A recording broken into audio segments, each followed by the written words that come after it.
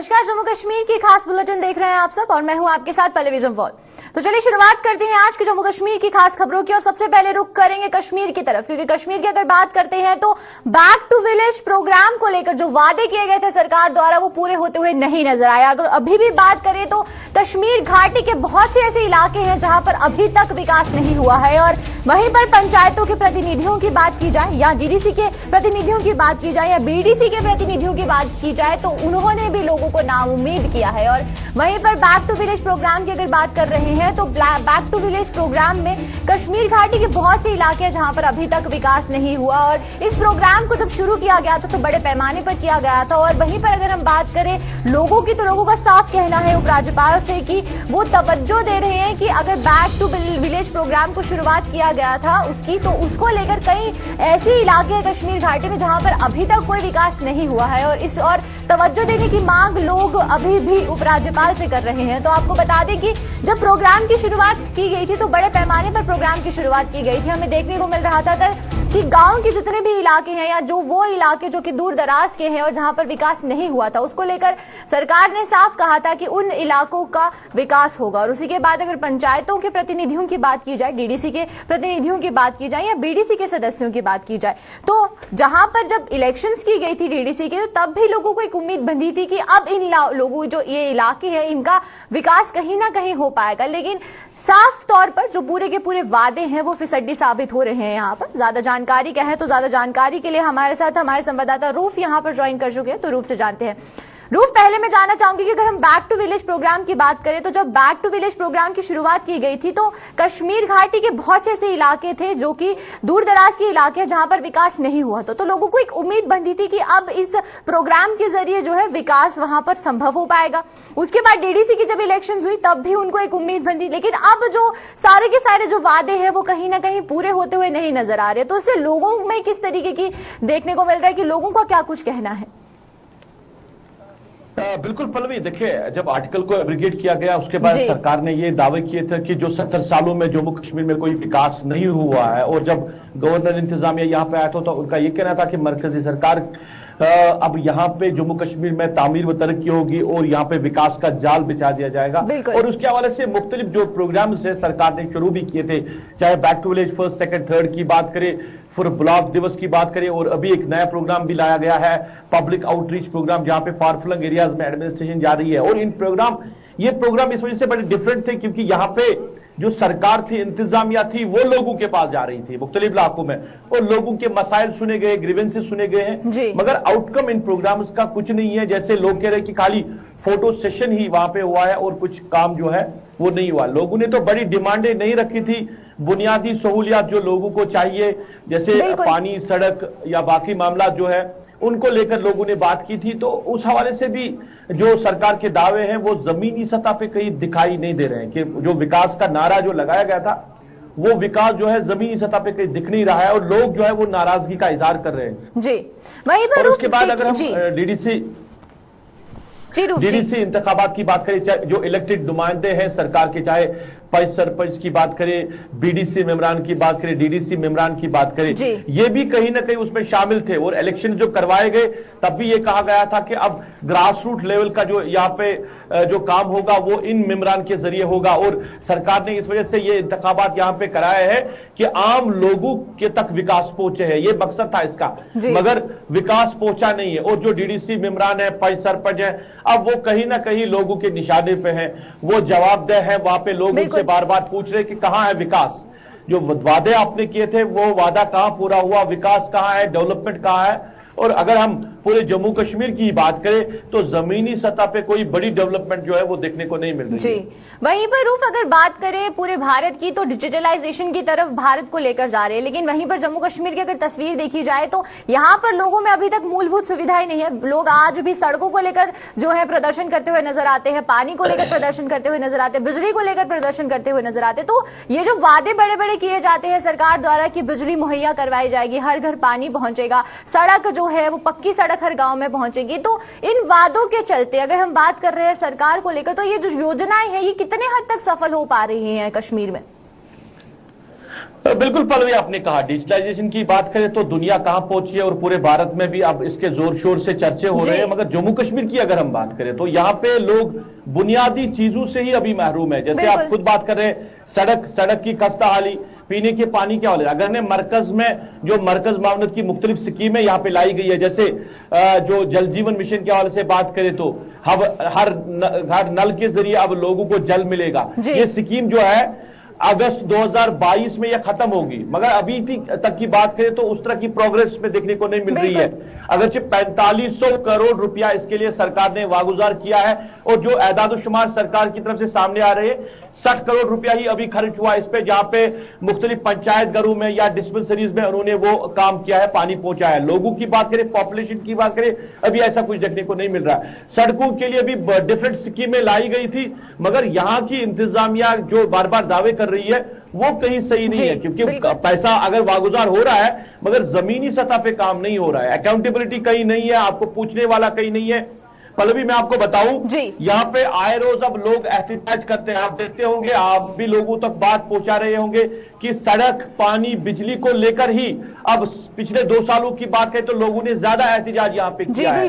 तो जब आपको सड़क नहीं है, जब आपको पानी नहीं है, बिजली नहीं है, तो डिजिटलाइजेशन की बात ही नहीं है। हम कहां वहां तक पहुंच पा रहे हैं। जम्मू कश्मीर पसमानदा हो चुका है और यहाँ पे डेवलपमेंट के नाम पे सिर्फ लोगों को वादे ही दिए गए हैं। बिल्कुल रूफ, मैं आपसे एक और चीज यहाँ पर जानना चाहूंगी कि अगर हम योजनाओं की बात करें, बहुत सी योजनाएं आती है, लेकिन उसको लेकर एक प्रॉपर फ्रेमवर्क कितना ज्यादा जरूरी है, क्योंकि क्रॉस चेकिंग कहीं पर भी नहीं की जाती। अगर कोई भी योजना लाई जाती है या कोई भी प्रोग्राम शुरू किया जाता है, अगर हम बैक टू विलेज की भी बात करें तो प्रोग्राम जो है वो बड़े पैमाने पर शुरू किए जाते हैं, लेकिन उन प्रोग्राम्स को लेकर कहां पर काम हुआ उसको लेकर क्रॉस चेकिंग नहीं की जाती। तो एक प्रॉपर फ्रेमवर्क होना कितना ज्यादा जरूरी है हर एक योजना की जो सरकार द्वारा चलाई जाती है।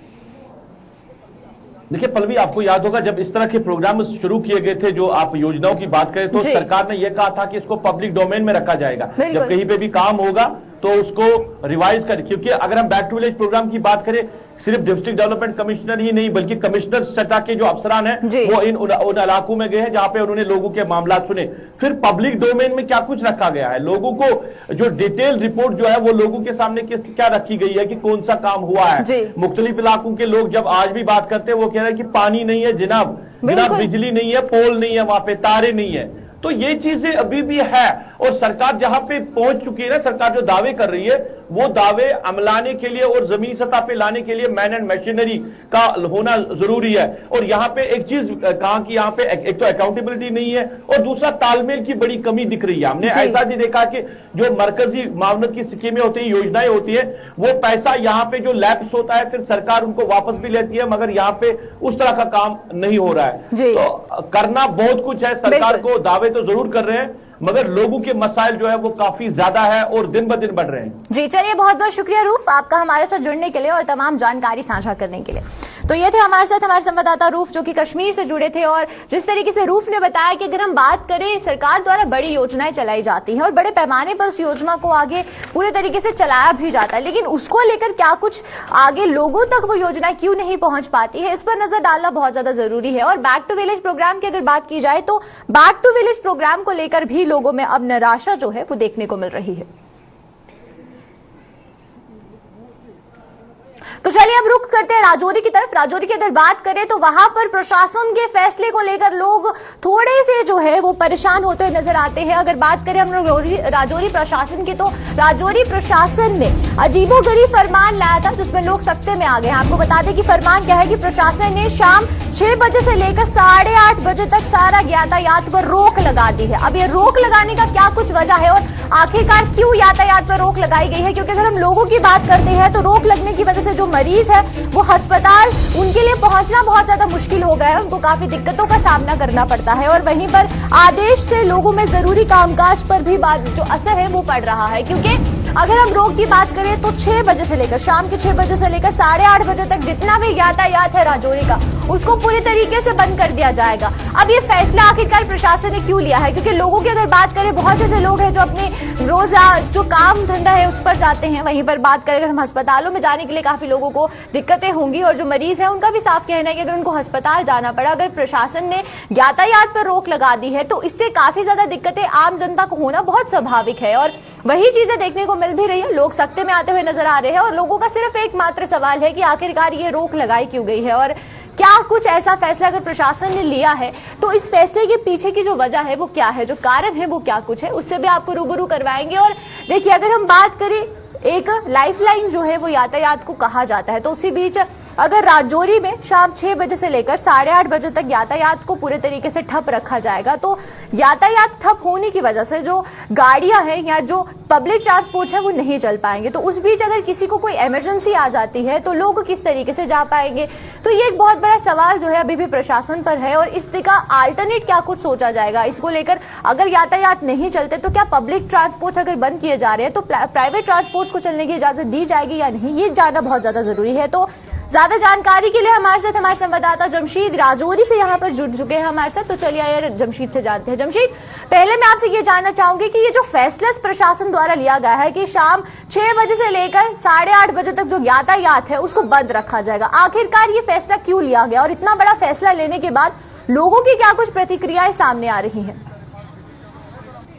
बिल्कुल एक अजीब सा फैसला है ये प्रशासन की तरफ से। 6 बजे से 8 बजे के बीच राजौरी ओल्ड सिटी के अंदर तरफ आने वाले रास्तों पर पाबंदी लगा दी गई है, चाहे 2 व्हीलर हो या 4 व्हीलर हो, इन सब पर पाबंदी लगा दी गई है। और बड़ी बात यह है कि कई लोग ऐसे हैं जिन्हें डॉक्टरों के पास जाना होता है या घरों की तरफ आना होता है, ऐसे लोगों के लिए बहुत ज्यादा परेशानियों का सबब बन चुका है। क्योंकि देर शाम को भी हम देखते हैं, आज शाम को भी हमने देखा कि 6 बजे जब ये प्रशासन के इस फैसले पे काम शुरू हुआ, कई लोग ऐसे थे जो बच्चे थे जिनमें उसके बाद लोगों ने वहां प्रोटेस्ट किया। हालांकि प्रशासन की तरफ से बात कही जा रही है कि लोग 6 बजे के बाद 2.5 घंटे के लिए पैदल सफर करें, उससे वॉक भी होगी और कारोबार भी बढ़ेगा। मगर इससे कारोबार बहुत ज्यादा लोगों का मुतासर हो रहा है, जिसके चलते लोगों ने देर रात को यहाँ प्रोटेस्ट भी किया। क्योंकि प्रशासन का एक अजीब सा फैसला है कि हॉस्पिटल के रास्ते से खच्चर ग्राउंड के पास से सिटी के अंदर आप एंटर नहीं हो सकते, दूसरी तरफ यूनिवर्सिटी मोड़ से आप इस तरफ एंटर नहीं हो सकते, दूसरी तरफ आप ओल्ड सिटी से मंडी की तरफ एंटर नहीं हो सकते। देर शाम को यहाँ पाबंदियां लगा दी जाती हैं,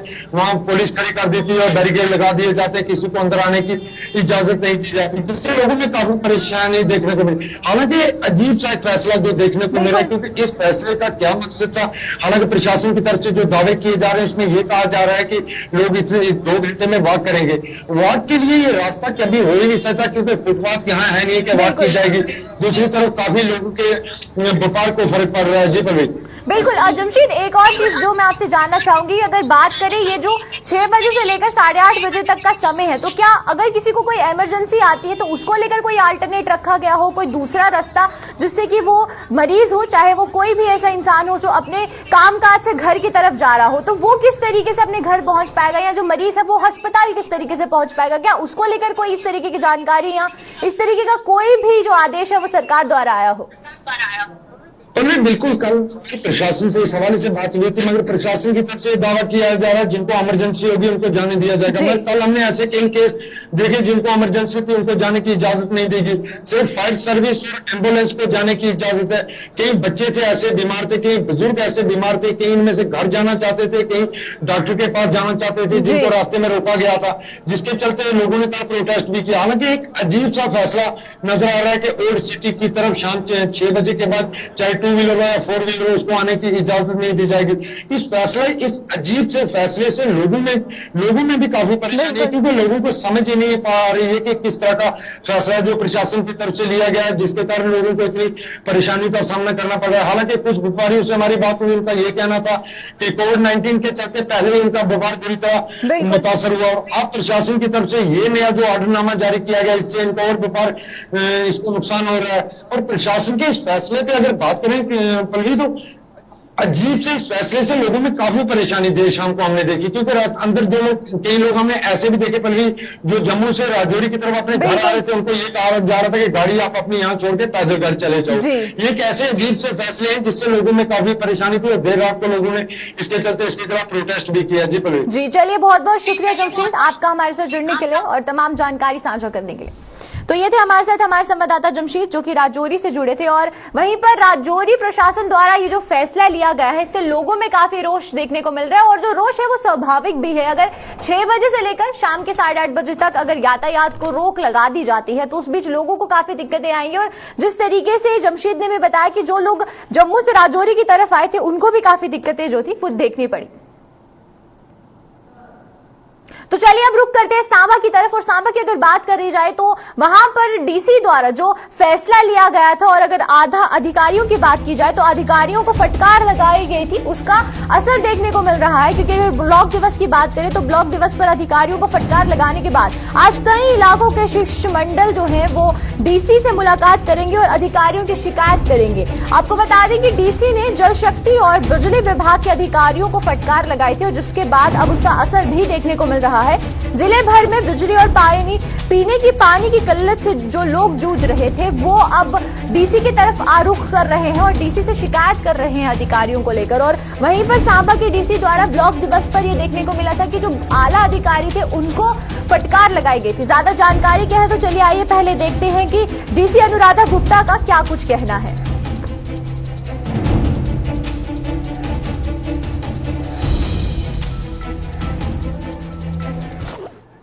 हमेशा और हमें भी दिलवाते हो। सबसे ज्यादा गाली पड़ी है इस बार बिजली और पानी के लिए। इस तरह की चीजें करो ना, गाली सुनते हो हमेशा और हमें भी दिलवाते हो। सबसे ज्यादा गाली पड़ी है इस बार बिजली और पानी के लिए। चोरी में कोई ओवरहेड टैंक बना है, लेकिन उसमें पानी वानी नहीं अभी तक डाला है, क्या इशू है? इस तरह की चीजें करो ना, गाली सुनते हो हमेशा और हमें भी दिलवाते हो। सबसे ज्यादा गाली पड़ी है इस बार बिजली और पानी के लिए। उनके मोहल्ले में आगे पीछे उनको खुशी होगी, जो बेचारा बिल देता है वो खुशी होगी कि चलो मेरी कोई इज्जत हुई उनको। अच्छा, जो लोग बिल देते हैं प्रॉपर जिंदा रहता है, ऐसा नहीं होता कि अपनी चोरी में कोई ओवरहेड टैंक बना है, लेकिन उसमें पानी वानी नहीं अभी तक डाला है, क्या इशू है? चोरी। तो देखा हमने कि डीसी अनुराधा गुप्ता का क्या कुछ कहना था, और किस तरीके से अगर अधिकारियों की बात की जाए तो अधिकारियों को फटकार लगाती हुई डीसी अनुराधा गुप्ता नजर आई है। लेकिन उसको लेकर अब क्या कुछ देखने को मिल रहा है हमें ग्राउंड रियलिटी में, वो जानना बहुत ज्यादा जरूरी है। तो वहीं पर हमारे साथ ज्यादा जानकारी के लिए ऋषि यहाँ पर ज्वाइन कर चुके हैं, तो ऋषि से जानते हैं। ऋषि, पहले मैं आपसे ये जानना चाहूंगी कि ब्लॉक दिवस पर ये जो अधिकारियों को फटकार लगाई गई सांबा के डीसी द्वारा, उसको लेकर अब क्या कुछ असर देखने को मिल रहा है, और किस तरीके से लोगों में, अगर लोगों की बात की जाए, क्योंकि लोगों की समस्याओं को लेकर जो फटकार है वो अधिकारियों को लगाई गई है, तो अब लोगों में किस तरीके की प्रतिक्रिया देखने को मिल रही है?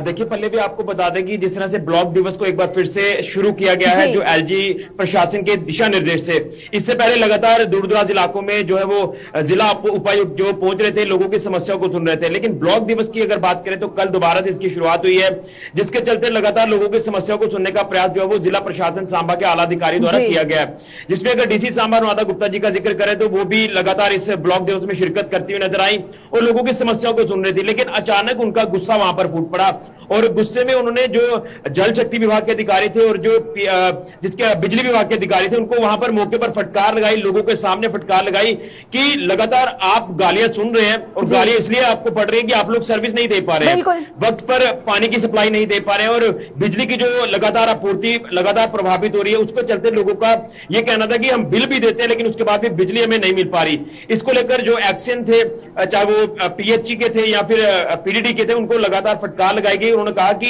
आपको जो गालियां पड़ रही हैं, हमें भी गालियां आपकी वजह से सुननी पड़ रही है, यानी आला अधिकारी भी इसका शिकार हो रहे हैं। उसी के चलते डीसी सांबा अनुराधा गुप्ता जी ने साफ तौर पर अपने अधिकारियों को कहा कि आप लोग सुधर जाइए, आप लोग जनता को सर्विस जो है वो सही से दे पाए, नहीं तो आपके ऊपर एक्शन भी हो सकता है। लेकिन कहीं ना कहीं ये जो ब्लॉक दिवस की शुरुआत हुई है, मुझे लगता है कि जो लोगों की समस्याएं हैं उनका हल हो पाएगा, और लोग भी वहां पर काफी अपना रोष जताते हुए नजर आए कि हम जब अपने अधिकारियों को फोन करते हैं वो ना तो फोन उठाते हैं, जब वो ऑफिस में जाते हैं तो कुर्सियां वहां पर खाली रहती हैं, और कुर्सियां जब खाली रहती हैं तो लोगों के काम किस तरह से होंगे।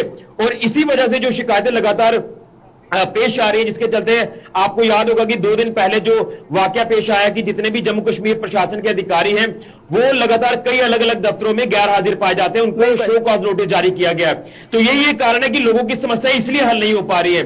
और दूसरी ओर अगर आपको अपडेट करें तो थोड़े दिन पहले हमने डीसी सांबा अनुराधा गुप्ता जी से जब बात की थी तो उन्होंने कहा कि हमारा एक फर्ज बनता है कि हम लोगों की दिक्कतों को सुने, उसका हल करें, मौके पर करें।